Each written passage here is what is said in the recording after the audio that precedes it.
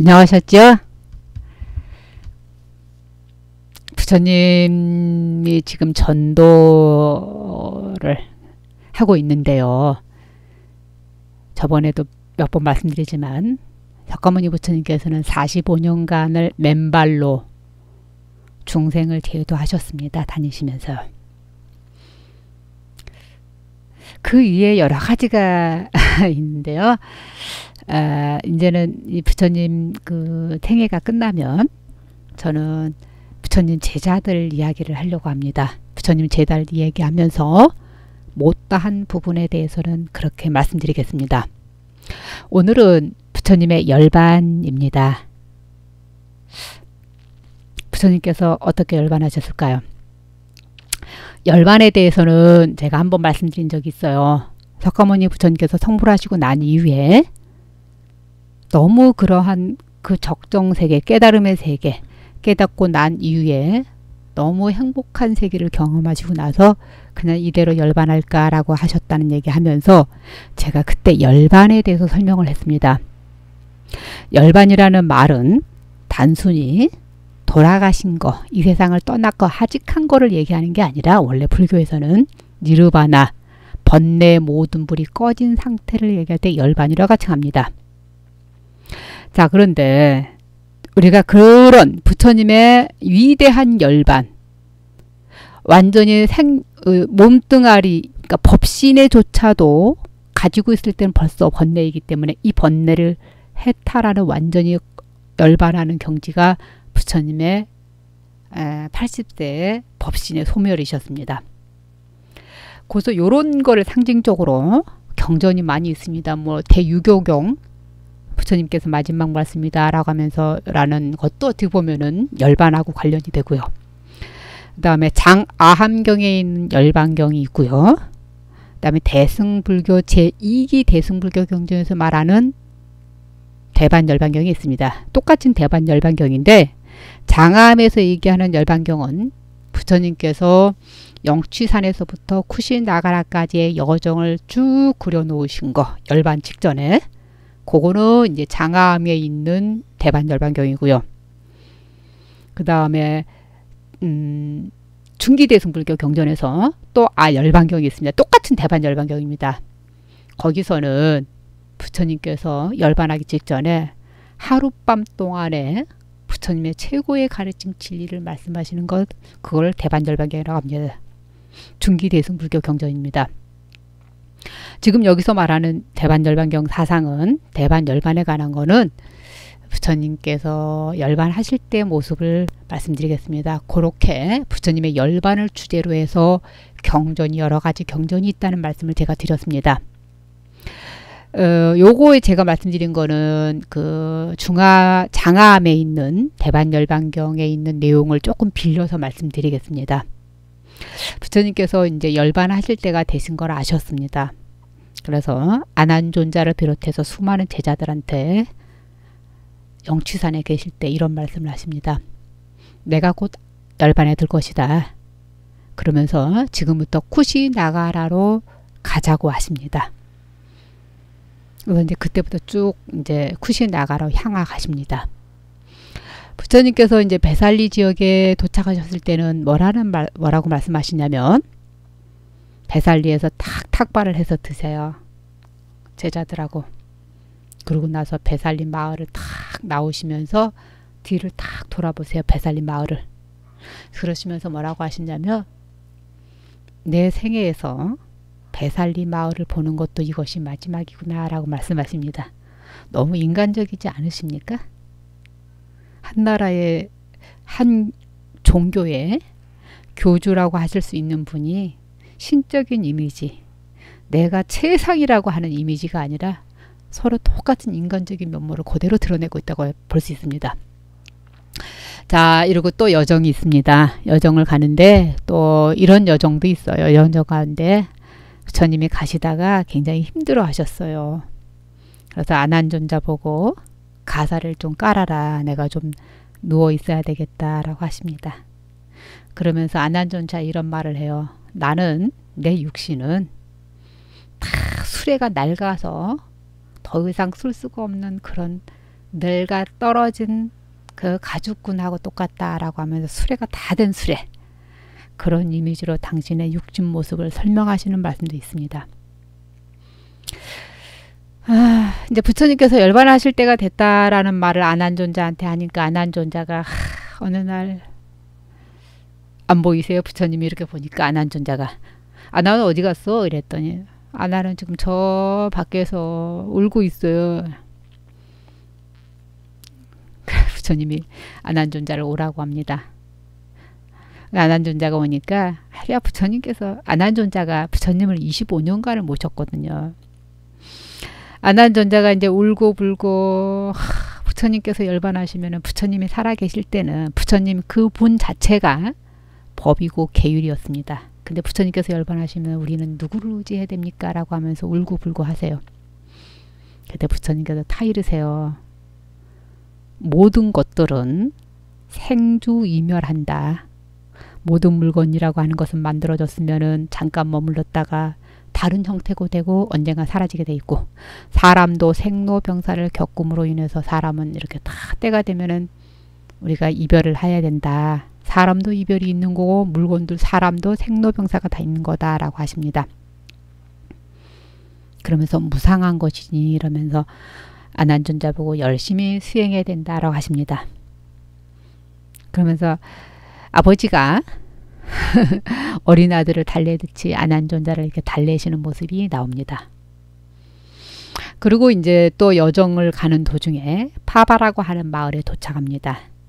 물론 이제 그 이전에 안바빨리를 만나는 일도 있습니다. 그 안바빨리가 그 당시에 아주 유명한 유녀라고 표현해야 되나? 네, 유녀였는데 부처님께 자기 집을 공양 보시, 그 자기 집을 사찰로 만드는 겁니다. 그렇게 보시한 일도 있었고요.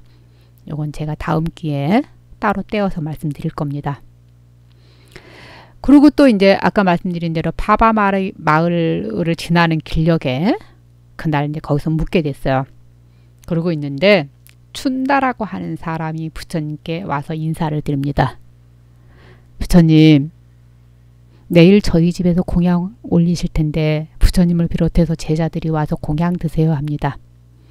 그때 부처님이 알았다고 하셔요. 대답을 거의 안 하세요. 공양청을 하실 때. 대답을 안 하실 때는 대답을 자, 그래서 이제 그 다음날 제자들을 이끌고 춘다의 집으로 갑니다. 사시맞이, 우리가 흔히 얘기하는 사시맞이가 그 시간입니다. 이제 9시에서 보통 11시 사이에 공양을 하시는 거니까 이제 그 시간에 가십니다. 그때 춘다가 공양 올린 음식물이 스카라 마따바라고 하는 음식입니다.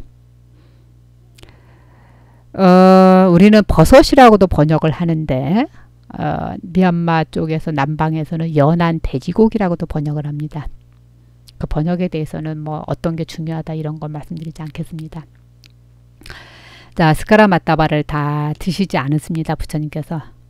그리고 제자들이 먹을 음식을 부처님이 당신한테 다 가져오라고 하십니다.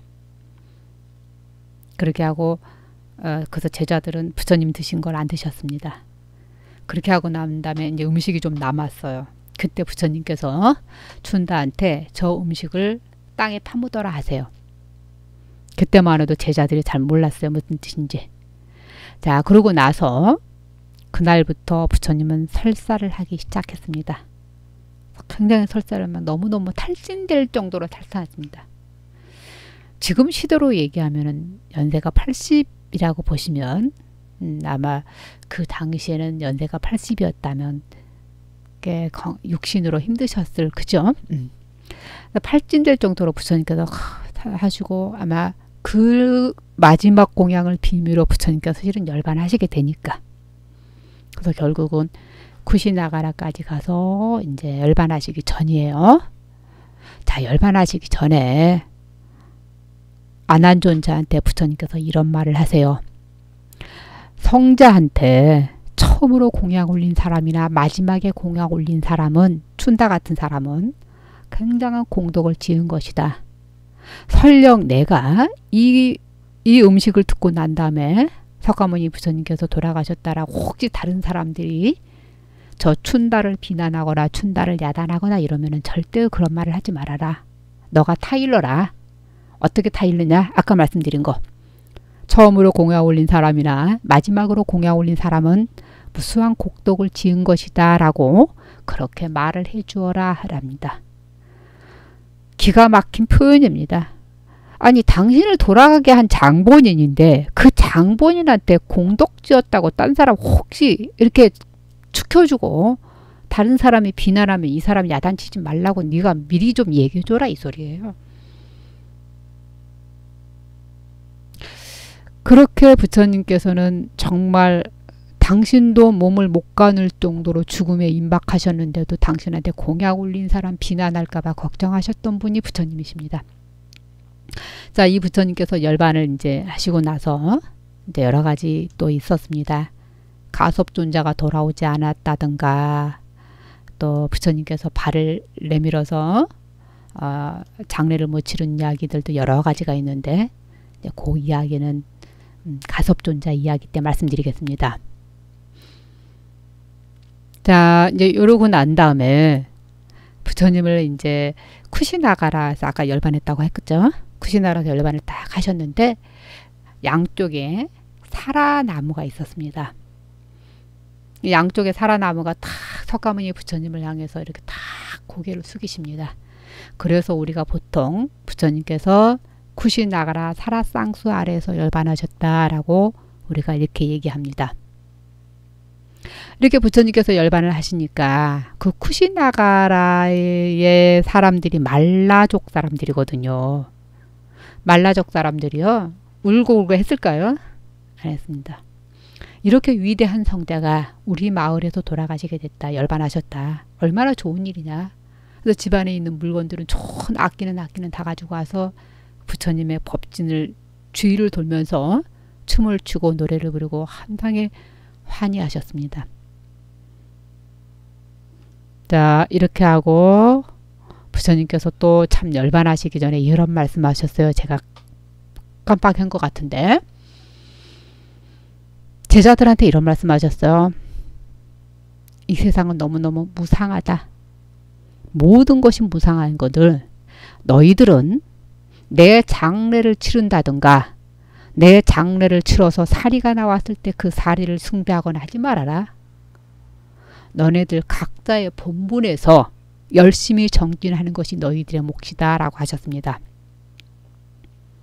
그래서 정말 스님들께서는 부처님을 열반하시고 나서 사리에 대해서는 모시지 않았습니다. 그러면은 누가 어떻게 했을까요? 바라문 종족들이 와서 석가모니 부처님 위대한 성자 열반하시고 나서 사리를 다 화장을 하고 사리가 8말 8섬이 나오게 됩니다. 그때 인도에 각 나라의 사람들 대반열반경에 보면 8나라가 나옵니다. 8나라 사람들이 와서 부처님 사리를 분배해 갑니다. 사리를 다 나눠서 가져가는데 나중에 제일 늦게 한 모리아족이라고 그러죠. 모리아족이 또 한 종족이 있었습니다. 사리를 벌써 다 나눴기 때문에 더 이상 자기들은 가져갈 것이 없어서 부처님의 재만 다 사리를 나누고 했던 그 마지막 재만 가지고 간 됩니다. 그래서 결국은 부처님의 법신은 8나라 제까지 해서 9나라에서 부처님의 법신을 모시고 가서 사리를 탑을 모시게 됩니다. 나중에 훗날 이 사리탑의 숭배를 통해서 사리탑을 중심으로 사람들이 모이면서 나중에 대승불교가 발전하는 계기가 되게 됩니다.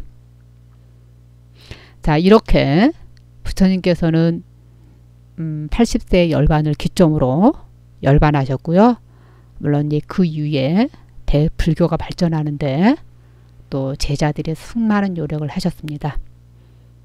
그렇게 세계 4대 성인 가운데 한 분이셨던 불교의 석가모니 부처님은 80세를 기점으로 그렇게 위대한 족적을 남기시고 열반에 드셨습니다.